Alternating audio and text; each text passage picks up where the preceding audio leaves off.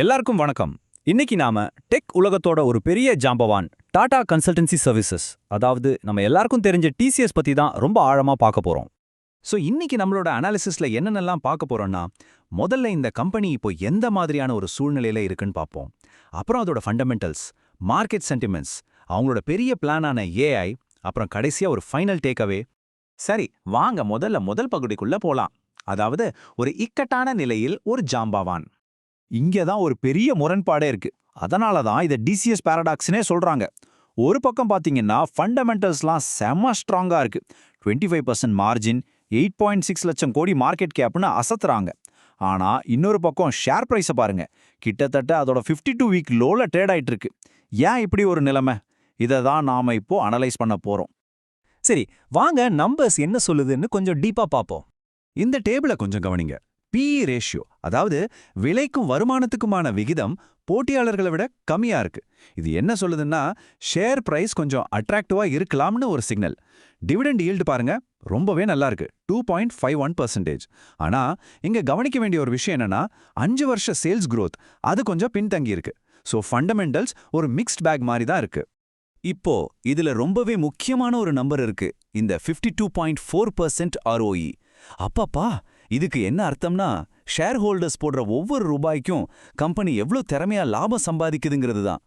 இந்த விஷயத்துல டிசிஎஸ் ரொம்பவே திறமையா செயல்படுறாங்கன்னு தான் சொல்லணும். இது ஒரு சூப்பரான விஷயம்.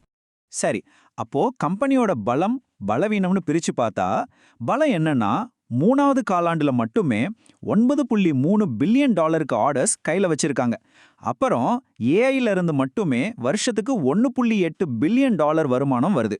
ஆனா பலவீனம்னு பார்த்தா, மற்ற கம்பெனிகளோட ஒப்பிடும்போது 5 வருஷ சேல்ஸ் வளர்ச்சி கொஞ்சம் மெதுவா தான் இருக்கு. ஓகே, கம்பெனியோட ஃபண்டமெண்டல்ஸ் இப்படி இருக்கு. ஆனா மார்க்கெட் இதை பத்தி என்ன நினைக்குது? சந்தையோட மனநிலையை கொஞ்சம் படிச்சு பார்ப்போம் வாங்க. இந்த சார்ட்டை பாருங்க, இதுவே எல்லாத்தையும் சொல்லிடும். ஒரு வருஷத்துல போன அதிகபட்ச விலை $3,710. ஆனா இப்போ இருக்கிற விலை $2,391. அதோட 52 வார லோவான $2,350 எவ்வளோ பக்கத்துல இருக்கு பாத்தீங்களா? இதுதான் மார்க்கெட்டோட இப்போதைய பயத்தையும் கரடி புடியையும் அப்பட்டமா காட்டுது. அடுத்ததா இந்த டெக்னிக்கல் இண்டிகேட்டர்ஸ், இதெல்லாம் பார்த்து பயந்துராதீங்க. ரொம்ப சிம்பிள். RSI, ஸ்டாச், வில்லியம்ஸ் பர்சன்டேஜ்னு இது எல்லாமே ஓவர் சோல்டுன்னு காட்டுது. அப்படின்னா என்ன?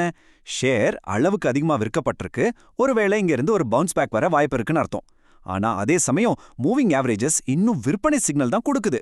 சோ இங்க ஒரு இழுபறி நிலை இருக்கு. டெக்னிக்கல் அனாலிசிஸ் பண்றவங்களுக்கு இந்த நம்பர்ஸ் ரொம்ப முக்கியம்.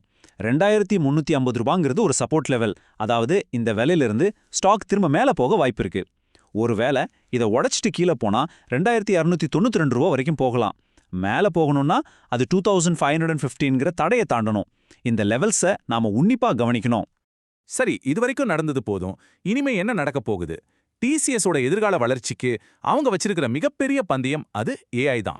டிசிஎஸ்க்கு ஏஐங்கிறது சும்மா ஒரு டெக்னாலஜி மட்டும் இல்ல, அது அவங்களோட லாபத்தை அதிகப்படுத்துறதுக்கான ஒரு தெளிவான பிளான். இப்போ இருக்கிற மார்ஜினை 26லிருந்து 28% கொண்டு போகணுங்கிறது தான் அவங்களோட பெரிய இலக்கு. அதுக்கு ஏஐ தான் முக்கிய கருவி. அவங்களோட இந்த ஏஐ பிளான 5 தூண்களா பிரிச்சிருக்காங்க. முதல்ல எல்லா செயல்பாடுகளையும் ஏஐ ஃபர்ஸ்டா மாத்துறது. 2வது சேவைகளை மனிதர்களும் ஏஐயும் சேர்ந்து கொடுக்கற மாதிரி மாத்துறது. 3வது ஊழியர்களுக்கு ஏஐ திறன்களை அதிகப்படுத்துறது. 4வது ஒவ்வொரு துறைக்கும் ஏத்த மாதிரி ஏஐ சொல்யூஷன்ஸ் கொடுக்கறது. 5வது மற்ற கம்பெனிகளோட பார்ட்னர்ஷிப் வச்சுக்கிறது. இதுதான் அவங்களோட கேம் பிளான். இந்த ஏஐ பிளான் சும்மா பேச்சளவுல இல்ல, நிஜமாவே வேலை செய்யுது. பாருங்க, ஏஐ சேவைகள் மூலமா மட்டுமே வருஷத்துக்கு $1.8 பில்லியன் வருமானம் வருது. அதுவும் ஒவ்வொரு காலாண்டுக்கும் 17.3% வளர்ந்துகிட்டு இருக்கு. இது உண்மையிலே ஒரு அபாரமான வளர்ச்சி. ஓகே, ஏஐல வளர்ச்சி நல்லா இருக்கு. ஆனா நிபுணர்கள் என்ன கணிக்கிறாங்க, அதே சமயம் என்னென்ன சவால்கள் முன்னாடி இருக்கு, அதையும் நாம பார்க்கணும் இல்லையா? பெரிய பெரிய புரோக்கிங் நிறுவனங்கள் என்ன சொல்றாங்கன்னு பாருங்க. மோதிலால் ஓஸ்வால் $4,400 வரைக்கும் போகும்னு சொல்றாங்க. பிரபுதாஸ் லீலாதர் $4,040 டார்கெட் வச்சிருக்காங்க. சராசரியா பாத்தீங்கன்னா இப்ப இருக்கிற விலையிலிருந்து 45% வரைக்கும் கூட உயர வாய்ப்பு இருக்குன்னு அனலிஸ்டுகள் நம்புறாங்க. இது ரொம்பவே பாசிட்டிவான ஒரு விஷயம். ஆனா இந்த பாசிட்டிவான கணிப்புகளுக்கு நடுவுல சில பெரிய ரிஸ்க்கும் இருக்கு. ஒன்னு, உலக பொருளாதார மந்தமான கஸ்டமர்ஸ் அவங்க பட்ஜெட்டை குறைக்கலாம். 2வது, ஏஐ தெரிஞ்ச திறமையான ஆட்களுக்கு பெரிய பற்றாக்குறை இருக்கு. 3வது, செக்யூரிட்டி லாபம் கிடைக்குமாங்கிற சந்தேகம்னு சில கஸ்டமர்ஸ் ஏஐயை முழுசா ஏத்துக்க தயங்குறாங்க. கடைசியா அக்சென்சர், இன்ஃபோசிஸ் மாதிரி கம்பெனிகளோட போட்டி ரொம்ப கடுமையா இருக்கு. இதையெல்லாம் டிசிஎஸ் சமாளிச்சாகணும். சரி, இவ்ளோ விஷயங்களையும் பார்த்தாச்சு. அப்போ இறுதியா நாம என்ன முடிவுக்கு வரலாம்? கேள்வி இதுதான். ஒரு பக்கம் டிசிஎஸ் கிட்ட ஒரு சக்தி வாய்ந்த ஏஐ பிளான் இருக்கு, நிறைய ஆர்டர்ஸ் கையில இருக்கு. ஆனா இன்னொரு பக்கம் மார்க்கெட் ரிஸ்க், கடுமையான போட்டின்னு ஏகப்பட்ட தடைகள் இருக்கு. இந்த சூழ்நிலையில டிசிஎஸ் இங்க இருந்து மீண்டு வருமா இல்ல இன்னும் சவால்களை சந்திக்குமா? இதுதான் இப்போதைய மில்லியன் டாலர் கேள்வி. ஒரு முக்கியமான குறிப்பு: பங்குச்சந்தை முதலீடுகள் சந்தை அபாயங்களுக்கு உட்பட்டவை. முதலீடு செய்வதற்கு முன்னாடி சம்பந்தப்பட்ட எல்லா ஆவணங்களையும் கவனமா படிச்சுக்கோங்க. இந்த பகுப்பாய்வில் சொன்ன விஷயங்கள் எல்லாமே தகவல் நோக்கங்களுக்காக மட்டும்தான். இது முதலீட்டு ஆலோசனை கிடையாது.